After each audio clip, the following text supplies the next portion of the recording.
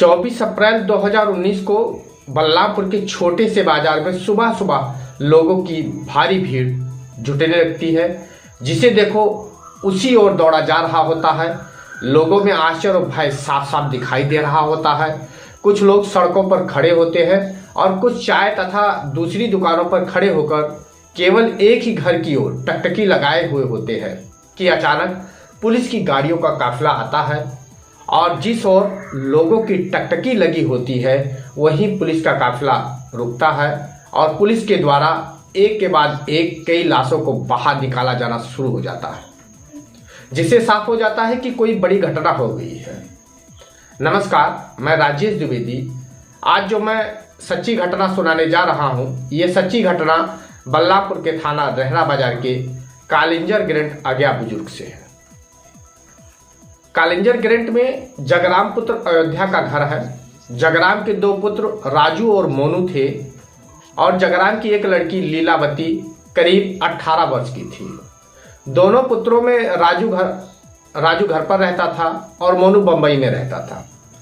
वहीं पर जगराम के पड़ोस में निगाह मोहम्मद पुत्र मुश्ताक भी रहता था, जिसकी एक लड़की आसिया थी।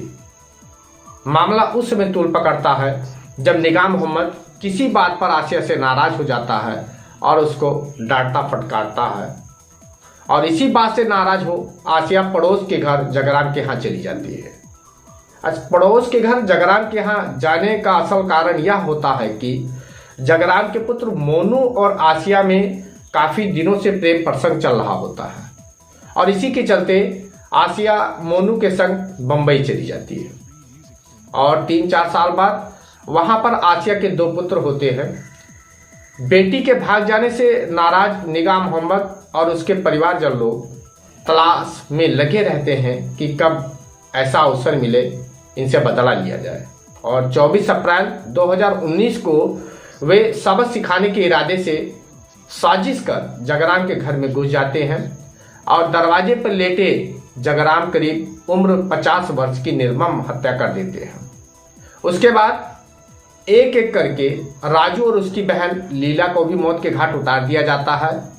हत्या का हो रहा तांडव जब जगराम की बहू देखती है तो वह अपनी जान बचाने के लिए प्रयास करती है और वहां से किसी तरह से भाग जाती है। सुबह लोगों और पुलिस प्रशासन का तांता लगा होता है और लाशों को पोस्टमार्टम भिजवाने की तैयारी चल रही होती है कि तभी जगराम की बहन पुलिस के पास आती है और पड़ोस के निगाह मोहम्मद और उसकी बेटी आसिया के बारे में बीती बातें बताती है।